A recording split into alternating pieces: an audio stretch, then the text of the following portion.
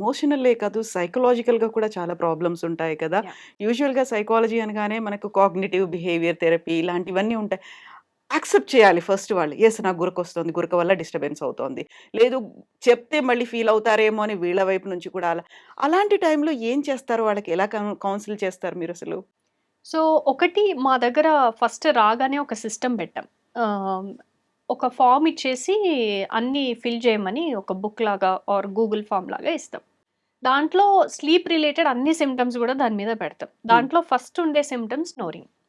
ఆ స్నోరింగ్‌తో పాటు వాళ్ళు వేరే సింప్టమ్స్ ఫిల్ చేసుకుంటూ వెళ్ళేటప్పుడు, ఒక పేషెంట్ ఫిల్ చేసేటప్పుడు పక్కన అటెండర్ గూడా వాళ్ళకి వాళ్ళు లోపట నాకివి ఉన్నాయా లేదా అని చూసుకుంటారు. That is common human tendency. హ్మ్. ఓకే. సో, ఇప్పుడు అంతెందుకు ఇప్పుడు నేను చెప్తుంటే మీకు మీరు గూడా ఆలోచించుకుంటుండొచ్చు. ట్రూ. ట్రూ. మేబీ నాకిదుందా లేదా అని. So, true. That is human tendency. So, అక్కడ ఏమవుతదంటే పేషెంట్స్ నిద్ర లేమితనంతో నేను ఈ సెంటర్‌కొచ్చాను అనుకున్నా గానీ, ఆ ఫార్మ్ ఫిల్ చేసేటప్పుడు గురక ఫిల్ చేస్తారు. డే హ్మ్. టైమ్ పడుకున్నా అని ఫిల్ చేస్తారు. లేకుంటే ఊరికూరికే నిద్రొస్తుంది డే టైమ్ అని ఫిల్ చేస్తారు. మధ్య మధ్యలో డిస్టర్బెన్స్ అవుతుంది అని ఫిల్ చేస్తారు. గురక వల్ల నా గురక నాకే వినిపించి లేస్తున్నా అనేది ఫిల్ చేస్తారు. సో, వాళ్ళకక్కడే కొంతవరకు అండర్‌స్టాండింగ్ ఒస్తది. హ్మ్. వీళ్ళు ఈ ఫార్మ్‌లో ఇవన్నీ సింప్టమ్స్ ఆల్రెడీ ఉన్నాయి అంటే ఇదంతా నా ఒక్కనికే ఉన్న ప్రాబ్లమ్ కాదిది. చాలా మందికి ఆల్రెడీ ఉంది. అందుకనే పెట్టారిందులో. ఇది వాళ్ళు ఫస్ట్ సైకలాజికల్‌గా ఒక 10, 20% ఫిక్స్ అవుతారు. హ్మ్. లోపటికొచ్చాక నేను మళ్ళీ మీ ప్రాబ్లమ్ ఏంటి అని కనుక్కొని, మళ్ళీ హిస్టరీ తీసుకొని, అగైన్ నేను కౌన్సిల్ చేసి, ఇలా ప్రాబ్లమ్ ఉంటే ఇది అవ్వచ్చు అని చెప్పి మొత్తం చెప్పిన తర్వాత nearly 60-70% they will get convinced. Yeah! So, ఆ 30, 40% ఏదైతే ఉంటదో కొంతమంది ఇమ్మీడియేట్ యాక్షన్ తీసుకుంటారు. కొంతమంది సర్లే చూద్దాంలే అని ఇంటికెళ్ళి మా నాన్నడుగుతా, అమ్మనడుగుతా, ఫ్రెండ్‌నడుగుతా, గూగుల్‌లో రిసర్చ్ చేస్తా ఇలా హ్మ్. మళ్ళీ మొత్తం గూడా వాళ్ళు they will go back. So, 6 నెలల తర్వాత బ్యాకొచ్చే వాళ్ళుంటారు. యాహ్! సంవత్సరం తర్వాత గూడా బ్యాకొచ్చే వాళ్ళుంటారు. అవును మేడం మీరప్పుడు జెప్పారు నేను అంత నమ్మలేదు. కానీ ఈ 6 నెలల్లో నేనెవరు గనిపించినా కొంచెం ఎక్కువ దీని గురించి డిస్కషన్ జేసినప్పుడు అవును నేను మెషిన్ వాడుతున్నా. అవును నేనిది అని చెప్తున్నారు. సో, ఇలా సెట్ అయింది అని చెప్పేవాళ్ళున్నారు. లేదు నాకు షుగరొచ్చింది వాడకపోవడం వల్ల అని చెప్పేవాళ్ళు గూడా ఉన్నారు. సో, అలా కొంచెం వాళ్ళ కాన్సంట్రేషన్ దాని దిక్కయితే మేము ఫస్ట్ అటెంప్ట్‌లో తిప్పగలుగుతాం. కానీ ఇట్స్ ఎ స్లో ప్రాసెస్. హ్మ్. వాళ్ళెప్పుడైతే రియలైజ్ అయితారో వాళ్ళు మళ్ళీ బ్యాక్ కంపల్సరీ వస్తారు. ఇంతకుముందు మీరన్నారు స్లీప్ ల్యాబ్ అన్నారు, సిపాప్ అన్నారు. ఈ క్లినిక్స్ ఇవన్నీ ఎలా వర్క్ చేస్తాయి? ఇప్పుడు మనకి గురక సమస్య ఉంది, నిద్రలేమి సమస్య ఉంది అంటే ఎలా చేస్తారు? సో, జనరల్లీ ఆహ్, ఎనీ ఇష్యూ. సో, మనకి స్లీప్ డిసార్డర్స్‌లో 3 కైండ్స్ ఆఫ్ ప్రాబ్లమ్స్ ఉంటాయి. ఒకటి బిహేవియరల్ స్లీప్ ఇష్యూస్. హ్మ్. దీంట్లో సపోజ్ ఎవరైనా 10 కాఫీలు తాగుతున్నారు రోజులో. డెఫినిట్‌గా వాళ్ళకి నిద్ర అనే సమస్య ఉంటది. ఎవరైనా రాత్రంతా నెట్‌ఫ్లిక్స్ చూస్తున్నారు. సో, నాకు నిద్ర పట్టట్లేదు అంటే నిద్ర పట్టదు. అంతగనం స్క్రీన్ చూస్తే నిద్ర పట్టదు. డైలీ ఆల్కహాల్ తీసుకుంటున్నారు కంటిన్యూయస్‌గా నిద్ర పట్టదు. సో, హ్మ్. ఇలా ఇవన్నీ మనకు మనం పాడు చేసుకున్నవి. వీటిని బిహేవియరల్ స్లీప్ ఇష్యూస్ అని అంటాం. రెండోది సైకలాజికల్. హ్మ్. అంటే stress, depression, anxiety. So, any underlying issues ఇలాంటివేమన్నా ఉన్నా గానీ స్లీప్ ఇష్యూస్ ఒస్తాయి. సో, వీటిని సైకలాజికల్ స్లీప్ ఇష్యూస్ కింద సెగ్రిగేట్ చేస్తాం. మూడోది ఫిజికల్ స్లీప్ హెల్త్ ఇష్యూస్. అంటే ఇలా గురక, లేదంటే క్వాలిటీ ఆఫ్ ద స్లీప్ బావుండకపోవడం. ఎంత ప్రయత్నించినా స్ట్రెస్ ఫ్రీ ఉన్నా, ఎక్సర్‌సైజెస్ చేసినా, అన్నీ బాగా ఫాలో అయినా కానీ, ఇంకా స్టిల్ ఆ క్వాలిటీయో, డ్యూరేషనో బావుండకపోవడం. లేదంటే ఆర్ఎల్ఎస్ అంటాం. అందులో కాళ్ళు రిపీటెడ్‌గా మూవ్‌మెంట్ అవుతా ఉంటాయి. హ్మ్. ఈ మూవ్‌మెంట్ అవ్వడం వల్ల గూడా నిద్ర డిస్టర్బ్ అవుతుంటది. సో, ఇలాంటిదేదైనా ఉండడం. కొన్నిసార్లు అంటే నిద్రలో న్యూరోలాజికల్ డిసార్డర్ ఉండు అంటే ఎగ్జాక్ట్‌లీ నాట్. ఇప్పుడు అది ఐరన్ డెఫిషియన్సీ వల్ల రావచ్చు, థైరాయిడ్ ఇష్యూ వల్ల హ్మ్. రావచ్చు. సో, డిఫరెంట్ ఇష్యూస్ వల్ల రావచ్చు. సో, ఏ రీజన్‌కి వచ్చినా లెగ్ అనేది రిపీటెడ్ మూవ్‌మెంట్ వల్ల లేస్తా ఉంటారు. ఆ ప్రాబ్లమ్ ఉండడం. కొన్నిసార్లు క్రానిక్‌గా మెడిసిన్స్ మీద ఉండడం వల్ల గూడా ప్రాబ్లమ్ రావచ్చు. సో, కొన్నిసార్లు మెనోపాజల్ స్టేజ్‌లో. So, hmm. Any kind of these things are all physical sleep health issues. ఇవి మనకి స్లీప్ స్టడీలో ఐడెంటిఫై అవుతాయి. వన్స్ స్లీప్ స్టడీలో ఐడెంటిఫై అయిన తర్వాత, దెన్ రిపోర్ట్ డిస్కషన్ తర్వాత, కొంతమంది పేషెంట్స్‌కి సీపాప్ అనే డివైస్ అవసరం పడొచ్చు. సో, సీపాప్ అనే డివైస్ అవసరం పడ్డప్పుడు నేను ఇంతకుముందు చెప్పినట్టు అమెజాన్‌లో 50,000కే నాకు ఈ మెషిన్ దొరుకుతుంది. మీ హ్మ్. దగ్గర మీరు రూ. 1,00,000 అని చెప్తున్నారు. ఎందుకింత డిఫరెన్స్ ఉంది? నేను అమెజాన్‌లో కొనుక్కోనా?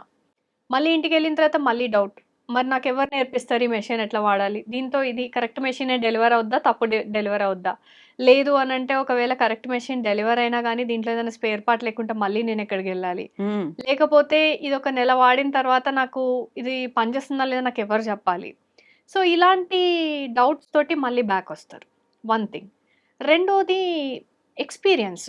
ఇప్పుడు మెషిన్ అనగానే అది అంత ఈజీగా మెడిసిన్ యేసుకున్నట్టు కాదు ఎక్కడి నుంచైనా కొనుక్కోవడానికి.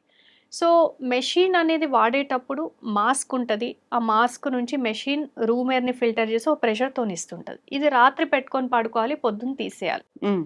సో ఇది మరి ఏ మాస్క్ సూటబుల్ వాళ్ళ ఫేస్‌ని బట్టి, వాళ్ళ స్లీప్ స్టడీ ప్యాటర్న్‌ని బట్టి. సో ఇదంతా వాళ్ళ ఎక్స్‌పీరియన్స్ అవ్వాలి సెంటర్‌లో. హ్మ్. వాళ్ళకి మెషిన్ గురించి అవగాహన ఉంటేనే వాళ్ళకేదైనా చిన్న చిన్న ప్రాబ్లమ్స్ వచ్చినా వాళ్ళకి వాళ్ళు నైట్ సెట్ జేసుకోగలుగుతారు. అండ్ వాళ్ళకి హెల్ప్ చేసేటోళ్ళు 1 వీక్, 1 మంత్ వాళ్ళు ట్రైన్ యాహ్! అయ్యే వరకు హెల్ప్ చేసేవాళ్ళు కావాలి. హ్మ్. ఇదంతా బయట సిస్టమ్‌లో పాసిబుల్ అవ్వదు. ఒక వెండర్ మెషిన్ ఇచ్చినా, ఒక అమెజాన్‌లో మెషిన్ కొనుక్కున్నా, లేకపోతే ఏదన్నా ఎక్కడన్నా బయట షాప్‌లో కొనుక్కున్నా, జనరల్లీ ఇదంతా గూడా పాసిబుల్ అయ్యే విషయం కాదు. హ్మ్. సో, దీనికి మేము ఎక్స్‌పీరియన్స్ సెంటర్ లాగా పాప్ క్లినిక్ అని స్టార్ట్ చేసాం. పాప్ క్లినిక్‌లో ఏమవుతది అనంటే, స్లీప్ స్టడీ అయిపోయింది. పేషెంట్‌కి మెషిన్ అవసరం. నేను సెట్టింగ్స్‌తో సహా అన్నీ రాసిస్తాను. సో, మాకొక గుడ్ టీమ్ ఉంది. Team of technicians and educators.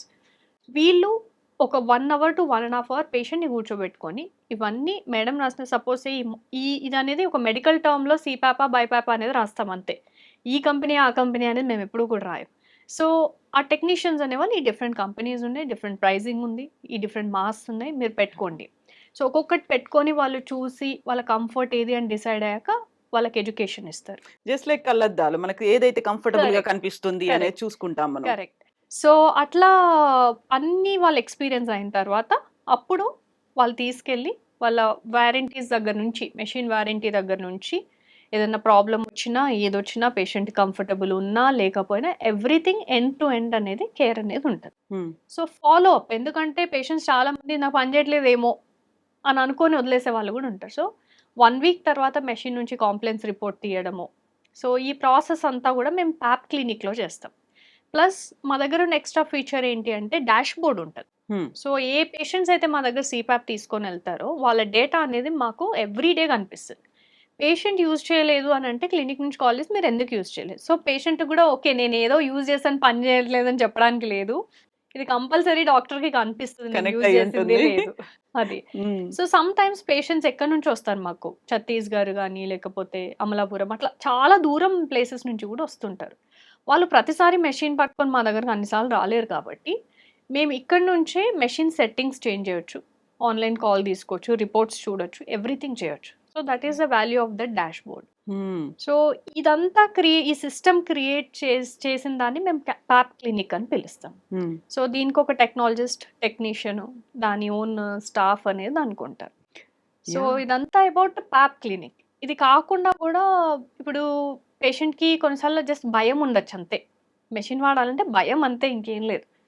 దేనికి భయం అంటే మాస్క్ పెట్టుకోవాలంటే భయం. సో, హ్మ్. దాన్ని మేబీ క్లాస్ట్రోఫోబియా అంటే క్లోజ్డ్ స్పేసెస్. ఒక రూమ్‌లో వాళ్ళు లిఫ్ట్‌లో ఉన్నా భయపడొచ్చు. సో, అలాంటి పేషెంట్స్ గూడా యూజ్ చేయలేకపోవచ్చు. But this is psychological. అది మెషిన్‌కి సంబంధించిన ప్రాబ్లమ్ కాదు. హ్మ్. సో, అలాంటివి ఏమన్నా ఉంటే అడ్రెస్ చేయడానికి we have psychologist. Over weight ఉన్నారు. We have dietician. So, exercise and weight reduction programs కోసం we have physiotherapist. So, psychiatrist, ENTs like that. Hmm. So, everything is available for the patient.